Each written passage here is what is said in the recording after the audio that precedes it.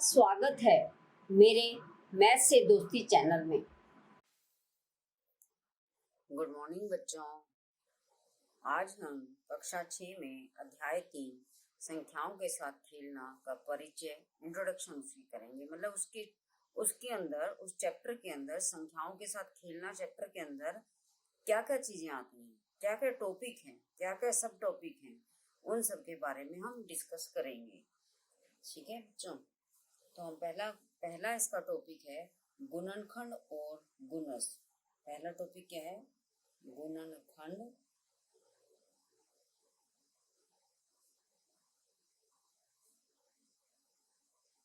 और गुणज। तो इसके अंदर हमें गुणनखंड में देखते हैं हम गुणनखंड से मतलब ही गुना का टुकड़े। गुणनखंड से क्या पता चलता है हमें कि एक संख्या का कोई संख्या लो, उसके गुना के टुकड़े बना दे तो वो गुणनखंड हो जाएंगे। जैसे मान लो आपने ले लिया 12 में आपके गुना के टुकड़े क्या बनेंगे? 2 पर जाता है, 2 छीके 12, 2 टुकड़ों में तोड़ दिया इसको 12 को, 2 छीके 12। और भी टुकड़ों में तोड़ सकता है, 3 चौके 12 और 12 एकम 12, किसी में भी हो सकता है ये। तो आपने देखा कि ये जो है 3 और 4 हैं, ये 12 को पूरा पूरा भाग कर रहे हैं। किसी संख्या का गुणनखंड उसका एक पूरा पूरा विभाजक होता है। यानी कि अगर ये संख्या 12 है, इसका ये गुणनखंड है, ये किसी संख्या का गुणनखंड उसका पूरा पूरा विभाजक होता है। आप भाग करके देखो, इसे पूरा पूरा भाग हो गया। 4 से भाग करें तो 3 पर पूरा पूरा भाग हो गया, 2 से भाग करें 2 छीके 12 पे, 6 से भाग करें 2 पर, 12 से भाग करें तो 12 को, और 1 से भाग करें तो 12 पर पूरा पूरा भाग हो जाता है। तो किसी संख्या का गुणनखंड उसका एक पूरा पूरा विभाजक होता है। और क्या चीज है? ये गुणनखंड जो है एक और सव्यम के बीच में लाई करते हैं।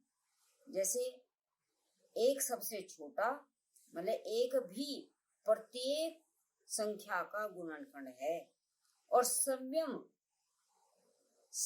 जो है मतलब वही जो संख्या है, वही सव्यम संख्या भी अपने का गुणनखंड है। प्रत्येक संख्या एक प्रत्येक का गुणनखंड है, प्रत्येक संख्या स्वयं अपना एक गुणनखंड है, और एक संख्या प्रत्येक गुणनखंड का एक पूर्ण विभाजक है। ये हमने करके देख लिया है। प्रत्येक गुणनखंड, प्रत्येक जितने भी गुणनखंड है, कितने गुणनखंड है? 1 2 3 4 6 और 12। प्रत्येक गुणनखंड सव्यम से छोटा या उसके बराबर होता है। और इनकी संख्या मतलब सव्यम से बड़ा नहीं हो सकता और 1 से छोटा भी नहीं हो सकता, तो सव्यम से बराबर या उससे छोटा होता है। और क्या चीज है? इनकी संख्या परिमित है। परिमित मतलब गिनी जा सकती है। इनको नापा जाए, मतलब ये बताया जा सकता है कि इसकी इतनी संख्या है। कितनी है? 1 2 3 4 5 6 गुणनखंड है इसके। तो इस तरह से इनकी संख्या परिमित है। दूसरा है गुणज। गुणज क्या होते हैं? अब दूसरा हम गुणज कर लेते हैं। गुणज क्या होते हैं? गुणज में से पता चलता है यही संख्याएं, इनको गुणा करके जो आया, ये 12 जो है वो गुणज है। किसका? 2 और 6 का। 2 का गुणज 12, 2 के पहाड़े में 12 आता है। 6 का गुणज 12 है, 12 का गुणज भी 12 है, और 1 का गुणज 12 है। 3 का गुणज भी 12 है, 3 चौके 12, 3 के पहाड़े में आ रहा है। 4 तिये 12, 4 के पहाड़े में आ रहा है। तो ये सब इसके गुणज हैं। गुणज जो हैं उनको, उनके टुकड़ों को गुना करने पर जो आता है वो गुणज है। और जिनके हमने किसी संख्या के अगर टुकड़े बना दिए गुना के, तो वो गुणनखंड है। गुणनखंडों को गुना कर दें, किन्हीं 2 गुणनखंडों को गुना कर दें तो वो गुणज बन गया। तो गुणज जो है वो प्रत्येक संख्या का उस संख्या से बड़ा या बराबर होता है। गुणज क्या होता है? एक संख्या का, मान लो आपने लिखा 12, 12 के गुणज कौन से होंगे? 12 का पहाड़ा जैसे लिखते हैं, 12 एकम 12, 12 गुना 24, 12 तिया 36, 12 चौक 48। ये सब जो संख्याएं हैं 12 के गुणज हैं। 12 एक गुणज जो है, एक संख्या जो आपके पास गुणनखंड बनाए उनको गुना करके आए तो वो गुणज है। प्रत्येक गुणज, जो भी गुणज है, प्रत्येक गुणज उस संख्या से बड़ा, मान लो 12 के गुणज है, प्रत्येक गुणज जितना भी है उस संख्या के बराबर या उससे बड़े होते हैं। और इनकी संख्या कैसी है? अपरिमित, अपरिमित, इनको गिना नहीं जा सकता। क्यों? ये तो बढ़ते जा रहे हैं और हमारी संख्याएं कहीं भी खत्म नहीं हो रही है। तो जब हमारी संख्याएं खत्म नहीं हो रही है और ये बढ़ते जा रही हैं तो इसका मतलब इनकी संख्या अपरिमित है। प्रत्येक संख्या सव्यम का भी गुणज होता है, प्रत्येक संख्या सव्यम का गुणज होता है। जैसे 12 का गुणज 12 से ही शुरू करना है। अब ये कहा जाए प्रथम 5 गुणज लिखिए, तो आपके पास है मान लो 5 के प्रथम 5 गुणज दिए तो क्या लिखेंगे? 5 एकम 5, 5 दूनी 10, 15, 20, 25। 9 के प्रथम 9, 9 दूनी 18, 9 तीन 27, 9 चौक 36, 9 5 45। मान लो 8 के लिखने हैं तो 8 के प्रथम 5 गुणज, सिर्फ 5 गुणज लिखने हैं। 8 एकम 8, 8 दूनी 16, 8 तीन 24, 8 चौक 32, 8 5 40। अब आप ये सोचोगे कि ये तो सिर्फ पहाड़ा हुआ, कि सिर्फ पहाड़ा तो 10 पे खत्म हो जाता है, लेकिन गुणज खत्म नहीं होते हैं। मान लो इसके गुणज लिखने हैं 9 के, 9 के जो गुणज लिखने हैं उतने ही गुणज लिखने हैं, क्योंकि अपरिमित है, इनको एक सीमा बतानी पड़ती है।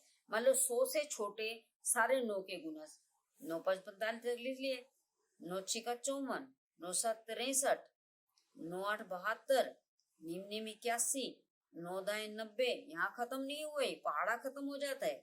11 निम 99 और 12 निमा 108, 108 बड़ा आ गया।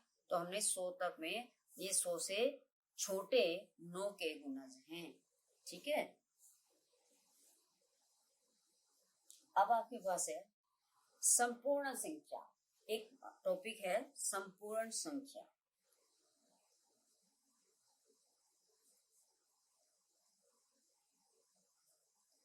जिस संख्या के गुणनखंड का जोड़ उस संख्या के दोगुने के बराबर हो उसको कहते हैं संपूर्ण संख्या। मान लो 6 लिख लिया आपने, इसके गुणनखंड कौन से हैं? सबसे पहले इसके गुणनखंड बनाओ। कौन कौन से गुणनखंड है इसके?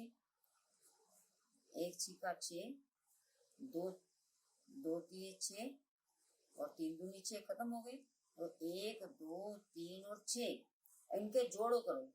1 जमा 2 जमा 3 जमा 6, क्या आएगा? 1 और 2 3, 3 और 3 6, 6 और 6 12, 12 आ गया इनका जोड़। तो ये है 6 दूनी 12। तो इसका संख्या के दोगुने के बराबर आ गया सभी गुणनखंडों का जोड़। तो उन संख्याओं को संपूर्ण संख्या मतलब परफेक्ट नंबर, परफेक्ट नंबर है, इसको कहेंगे परफेक्ट नंबर।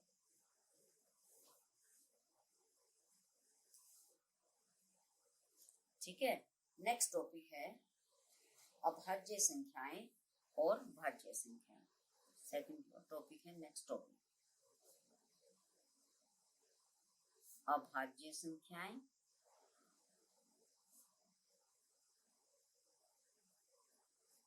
और भाज्य संख्याएं। अभाज्य संख्याएं कौन सी होती हैं?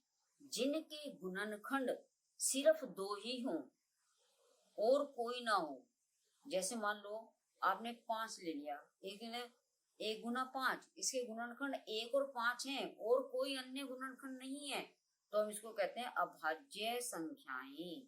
और जिनके गुणनखंड 1 और सव्यम को छोड़कर और ज्यादा हैं, मान लो 4 है, 1 इसके गुणनखंड 1, 2 और 4 जिन जिन से भाग हो सकता है वो सब उसके गुणनखंड हैं, तो इसको बोलते हैं भाज्य संख्याएं।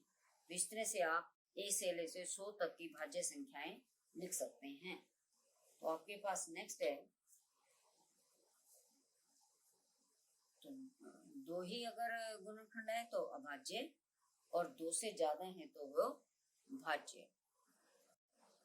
नेक्स्ट टॉपिक है सम संख्याएं और विषम संख्याएं। सम संख्याएं और विषम संख्याएं।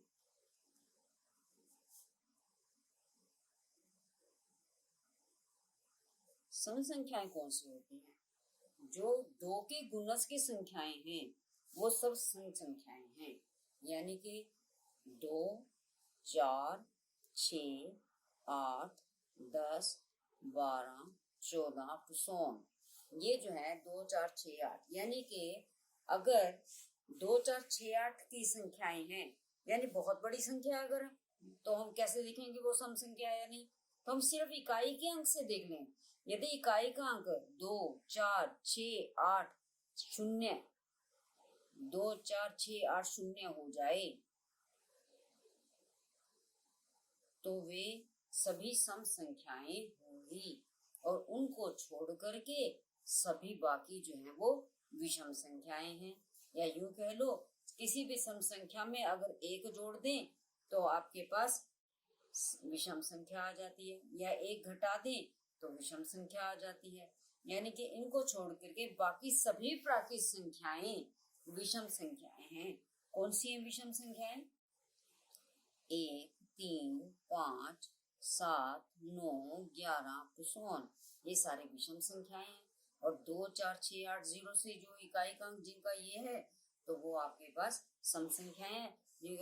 2 के जो भी गुणज हैं वो सब सम संख्याएं हैं, उनको छोड़ करके जितनी भी प्राकृत संख्याएं हैं वो सब विषम संख्याएं हैं। अब 2 अभाज्य और अभाज्य संख्याएं आपने की है पहले। 2 कैसी है? सम संख्या है, और ये अभाज्य संख्या भी है। ये क्या है? अभाज्य संख्या भी है।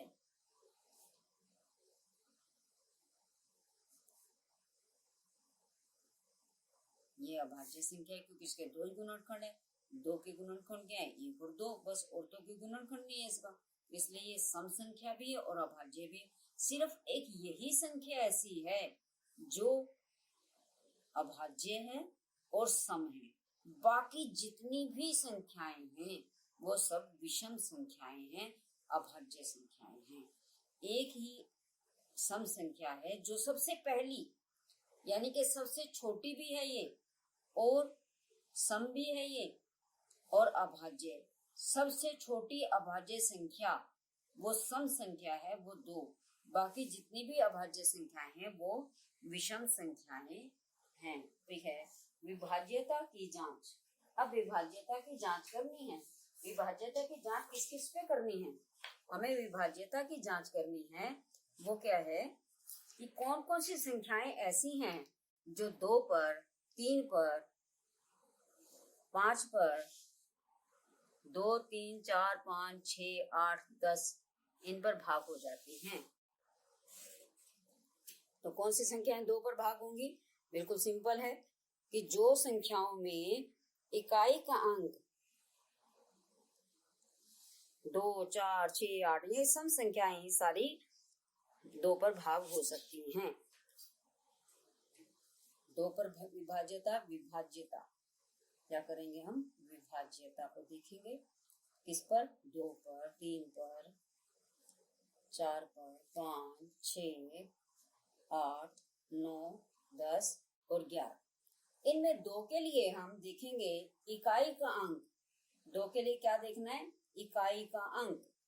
पहला जो होता है दाएं से पहला अंक, इकाई का अंक क्या होना चाहिए? 2 हो, 4 हो, 6 हो, 8 हो, 0 हो, यानी सम संख्या होनी चाहिए। इकाई का अंक पे सम हो तो वो सभी 2 पर भाग हो जाएंगी। जैसे मान लो अगर आपके पास संख्या है, कोई संख्या आपको दे रखी है मान लो दे रखा है 4 3 2 9 1 6 या 9 1 8 या 9 1 0, कोई भी संख्या है, ये संख्या 2 पर भाग होगी या नहीं। एक तो तरीका है कि 2 से पूरे को भाग करके देखें, जब तो पूरा पूरा भाग बन जाती है तो आपके पास ये देखते हैं कि भाग, लेकिन हम इकाई के अंक को देखते ही एकदम बता सकते हैं कि हाँ ये 2 पर भाग हो जाएगी, ये 2 पर भाग हो जाएगी। अब हम देखते हैं इसको, क्या ये 3 पे भाग हो जाएगी? अगर 2 पे भाग हो जाएगी तो क्या ये 3 पे भाग हो जाएगी? 3 पे देखने के लिए पहले हम 5 पे और 10 पे देख लेते हैं, बड़ा आसान है।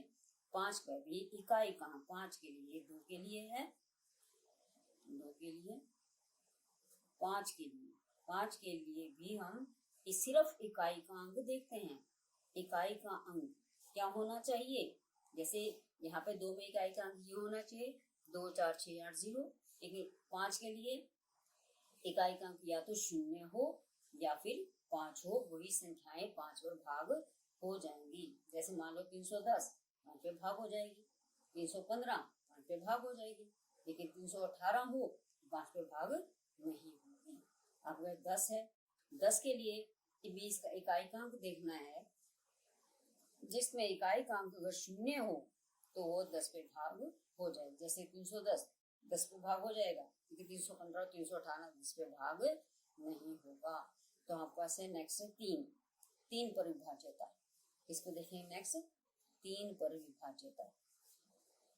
3 पर विभाज्यता देखने के लिए हम क्या देखेंगे कि हमारे पास जो संख्या 3 पर भाग होने के लिए उन संख्या में अंकों का जोड़ देखना है। 3 के लिए मान लो ये है 432 918, मान लो ये संख्या है। अब इनके अंकों का जोड़ अगर 3 से भाग हो जाता है तो ये पूरा ही 3 पे भाग हो जाएगा, पूरा भाग करने की जरूरत नहीं है। 4 3 7 और 2 9 9 9 18 18 19 19 60 27 बना जोड़ क्या बना 27, इस तरह ये 3 पे भाग हो जाता है। हाँ, तो हम लिख सकते हैं पूरी संख्या को लिख सकते हैं, हाँ ये पूरी संख्या जो है वो 3 पर भाग हो जाएगी। तो 3 के लिए क्या देखेंगे, अंकों का योग, अंकों का योग। नेक्स्ट है 4 के लिए जैसे 2 के लिए हमने इकाई का अंक देखा था, 4 में आपने इकाई और दहाई दोनों पर बनी संख्या को देखना है।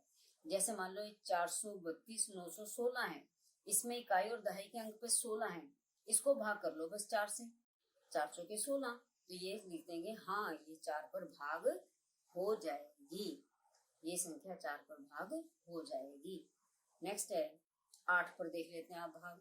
अब आपका 3 4 8 पे देख लेते हैं, 8 पर भाग देख लेते हैं। 8 पर भाग में क्या है, जैसे हमने 4 का देखा, 2 के लिए इकाई का अंक देखा, 4 के लिए हमें इकाई दहाई का देखा, और 8 के लिए इकाई दहाई और सैकड़ा इनसे बनी संख्या कौन सी है, ये 916। क्या ये 8 पे भाग हो जाती है? देखते हैं 8 पे भाग करके। 8 एकम 8, 8 एकम 8, 8 चौक 32, ये तो 8 पे भाग नहीं होती। तो ये तीनों ही संख्याएं को देखना है सिर्फ, कि अगर तीनों संख्याएं भाग हो जाते तो लिखना 8 पे भाग हो जाती है, और अगर तीनों भाग नहीं होती, मान लो यहाँ पे 912 होता तो यहाँ 2 आ जाता और 32, ये पूरी भाग हो जाएगी। तो 912 तो पूरी होती, जिसमें 432 912 ये 8 पे पूरा भाग होता है, लेकिन 432 916 भाग नहीं हो रहा है। यहाँ पे 8 पे हमारे पास इकाई दहाई सैकड़े के अंकों को एक संख्या बना करके देखते हैं। अब है नेक्स्ट है, तो 8 का हो गया आपके पास। 6 के लिए, 6 के लिए क्या है, 6 को आप देखोगे 2 3 6 होता है, 2 किसके बराबर, 6 किसके बराबर होता है, 2 3 6, यानी कि इसके गुणनखंड, जो संख्या अपने गुणनखंडों से भाग हो जाए वो उनके गुणज से ही भाग हो जाएगी, उनके गुणनफल से ही भाग हो जाएगी, यदि उनके गुणनखंडों से भाग हो जाती है तो कहाँ है, क्या ये 2 से भाग हो रही है, ये 2 से भाग हो रही है, ये देखो यही संख्या ले लो 432 918, इकाई का अंक 8 है, 2 से भाग हो जाती है, और 3 पे भी हमने देखा है भाग हो रही है, तो ये 2 और 3 दोनों पर भाग हो जाती है, इसलिए यह 6 पर भी भाग हो जाएगी, भाग होगी। तो उस 6 के लिए हम क्या देखें, तो हम देखा जो अगर गुणनखंडों पे भाग हो जाती है कोई संख्या तो वो उसके गुणनफल पर भी भाग हो जाएगी। नेक्स्ट है 9 पर। जैसे हमने 3 के लिए देखा कि अंकों का योग, तो 9 के लिए भी अंकों का ही योग देखना है। 3 के लिए वो भाग हो जाएगा अंकों का योग 3 से, 9 के लिए 9 से भाग हो जाना चाहिए। हम यही संख्या ले लेते हैं। अब इनको का जोड़ 4 3 7 9 9 9 18 18 19 19 60 27, 9 के पहाड़े में आता है 9 की 27, बिल्कुल ये 9 पर पूरा पूरा भाग हो जाएगा। तो हम 9 के लिए अंकों का योग देखेंगे। अंकों का योग 9 से भाग होना चाहिए, 9 से भाग होना चाहिए, तभी वह 9 पे भाग होगी, वरना वह भाग नहीं होगा। अब आ जाओ 11 पर। 11 पर भाग के लिए हमने क्या देखना है, हम यही संख्या ले लेते हैं। हमारे पास ये संख्या ले लेते हैं 11 के भाग के लिए।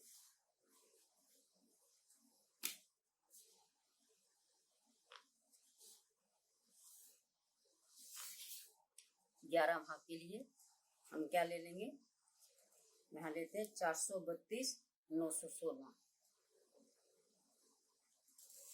11 से भाग के लिए हमारे पास इसके जो विषम स्थान है, दाएं से विषम स्थान और सम स्थान, इन दोनों संख्याओं के जोड़ों को देखोगे।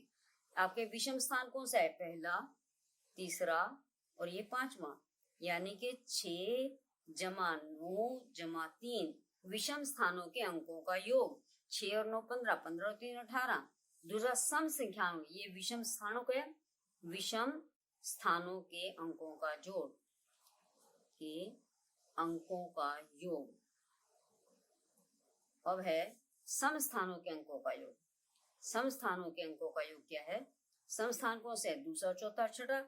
पहला 1, ये दूसरा है, फिर 2 जमा 4, कितना आ गया 7। तब सम विषम स्थानों का कितना आया 18, और एक दूसरा आया 7। इन दोनों में से जो भी बड़ा है उसमें से छोटे वाला घटा लो, 18 - 7 11।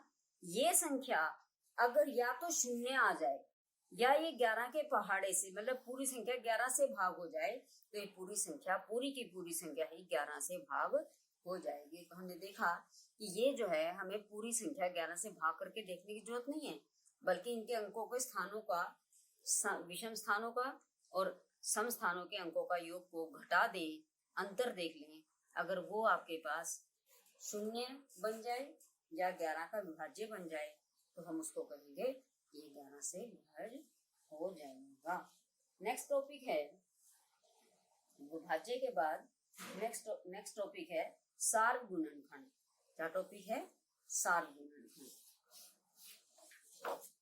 सार्व गुणनखंड के लिए हम सार्व गुणनखंड के लिए सार्व गुणनखंड, नेक्स्ट टॉपिक है सार्व गुणनखंड। वह सार्व गुणज।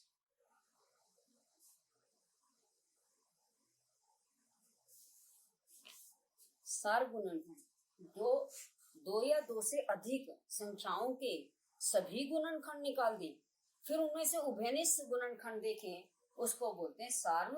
9 के गुणनखंड क्या है, एक तो 1 और 9 तो हो गई, 3 पे ही भाग हो जाता है, 1 3 और 9।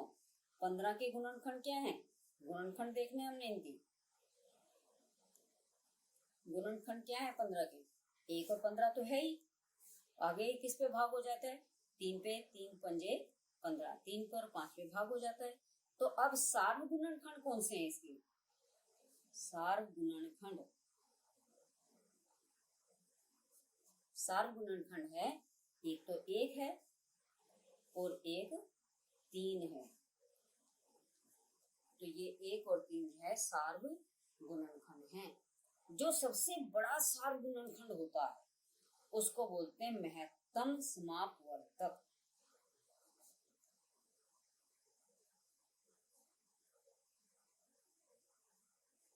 क्या बोलते हैं इसको? महत्तम समापवर्तक। सबसे बड़ा सार गुणनखंड महत्तम समापवर्तक कहलाता है।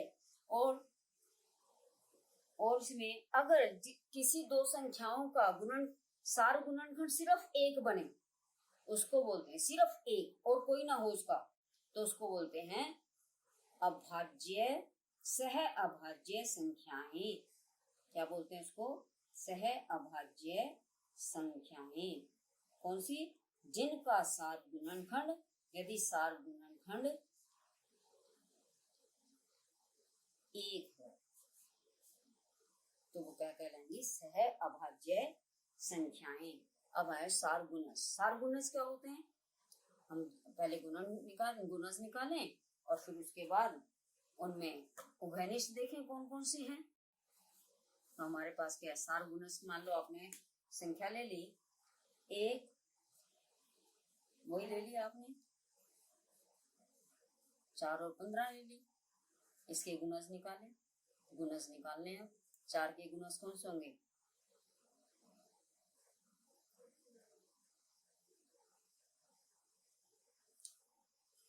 4 और 6 ले लेते हैं, छोटी संख्या ले लेते हैं। 4 और 6 ले लिया हमने। 4 के गुणज कौन से होंगे? 4, 8, 4 3 12, 4 चौके 16, 4 पंजे 20, 4 छके 24, अब तो 100। और 6 के गुणज 6 कम 6, 6 दूनी 12, 6 3 18, 6 चौक 24, तो 100। मतलब चलते जाएंगे। कहीं गुणज तो कहीं खत्म ही नहीं होते हैं।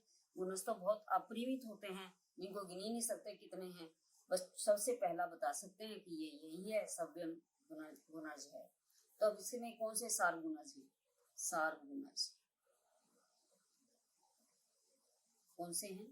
देखिए, जो इनमें दोनों में आ रहे हैं 12। सबसे पहले 12, फिर आ रहा है उसके बाद 12 के बाद 24, यानी कि 12 के गुणज 24। आगे आएगा 72, आगे आएगा 36, देखिए आप 28, 8 चौके 32, 4 से 28, 4 32, 4 नीम 36। इसमें देखो 5 छके 30, छिका 36, तो आ गया ना 36। तो आपके पास 12, 12 दिन 24, 12 36, आगे आएगा 12 चौक 48, 12 पंजे 60। इस तरह से इसके गुणज चलेंगे, सार गुणज। अब इसका सबसे बड़ा तो पता ही नहीं।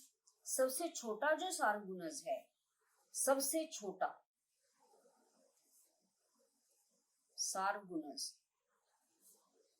क्या कहलाता है? ये इसको बोलते हैं लघुत्तम। सबसे छोटा है लघुत्तम समापवर्तीय।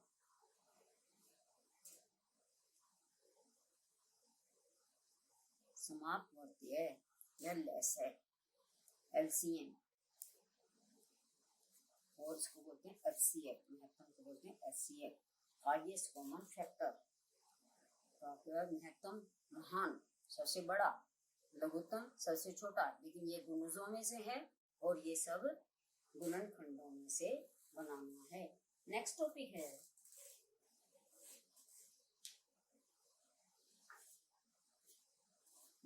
आपके पास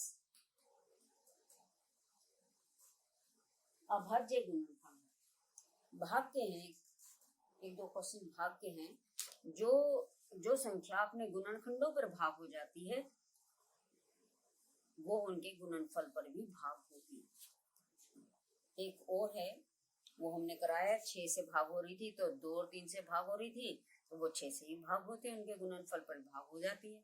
एक संख्या ऐसी है, कोई दो अलग अलग संख्याएं यदि किसी एक संख्या से भाग हो जाए, मान लो एक 18 ले ली और 21 ले ली, ये इसके भाग हो गए 3 से, 3 6 18 और 3 7 21, तो 3 पर भाग हो गई दोनों, 18 भी और 21 है। तो 3 जो है इनके जोड़ को और इनके अंतर को दोनों को विभाजित करेगा। 18 और 21 का जोड़ क्या है? ये हो गया 39। 39 को 3 एकम 3, 3 3 9, और इनका अंतर क्या है? 21 माइनस 18 कितना आया? 3, 3 पे भाग हो गया। तो जो संख्या कोई दो संख्याओं को यदि एक संख्या भाग करे तो वो पूरी विभाजित कर देते हैं दोनों को, तो वो उनके जोड़ को और उनके अंतर को भी पूरा भाग करेगी। अब है अभाज्य गुणनखंड, मतलब गुणनखंड बनाने हैं अभाज्य। अब क्या है नेक्स्ट टॉपिक, अभाज्य गुणनखंड और गुणनखंड वृक्ष। नेक्स्ट टॉपिक है अभाज्य गुणनखंड व गुणनखंड वृक्ष।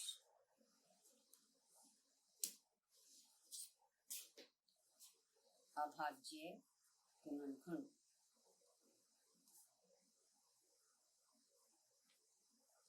अभाज्य गुणनखंड क्या होते हैं?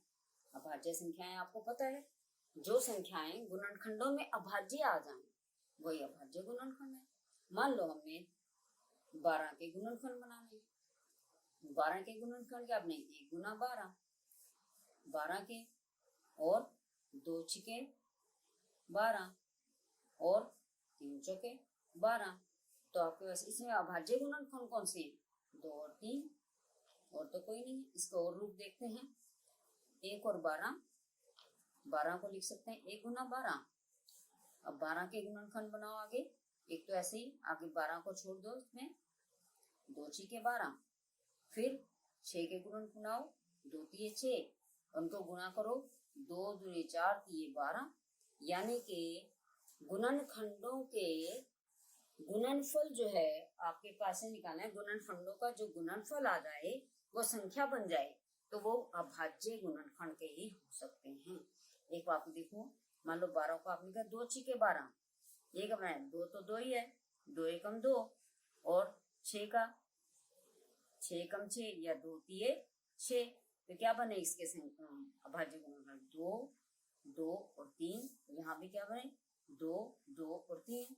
अगर आपने 3 और 4 ले लेते हैं, 12 को ऐसे भी लिख सकते हैं 3 गुना 4, या बस के फिर आगे अभाज्य गुणनखंड निकालो, 2 के 4 के क्या होंगे 2 दूनी 4, तो वही बने 2, 2 और 3, यानी कि इन्हीं गुणनखंडों में हमने इसको गुना कर लिया तो हमारे पास 12 आ गया। तो आपके पास क्या आ जाएगा इसमें, नेक्स्ट है गुणनखंड वृक्ष। अब क्या है गुणनखंड वृक्ष। गुणनखंड वृक्ष भी ऐसे ही है, मान लो 12 के ही हमने ले लिए या 24 के ले लो, 24 के ले लिए या किसी और के भी ले सकते हैं। मान लो आपने 24 के लिए, 24 कैसे लिखोगे 2 गुना 12, फिर 12 के आगे ले दो, ये तो 2 एकम 2 हो गया, और ये 12 के लिए 2 छिके 12, फिर 6 के ले दो, 2 तिये 6, तो क्या बना 1, 2 और 3, बस यही 3 गुणनखंड बने। अभाज्य ये तो अभाज्य है ही नहीं, 2 और 3 अभाज्य गुणनखंड है इसके। इसको लिखने में 2 गुना 2 गुना 2 गुना 3, 2 गुना 2 गुना 2 गुना 3, सभी अभाज्य गुणनखंड जितने आए हैं पर उनको गुना कर दें तो वो संख्या बन जाएगी 2 दूनी 4 दूनी 8 तिये 24। इसको हम इस तरह से भी निकाल लेते हैं, 24 को लिख कर 2 से भाग कर एक एक अभाज्य संख्याओं देखिएगा जिसपे भाग हो जाता हो। 12, 2 छिके 12, 2 तिये 6, 3 एकम 3, तो आपके पास क्या हुए 24 के गुणनखंड अभाज्य गुण 2 गुना 2 गुना 2 गुना 3।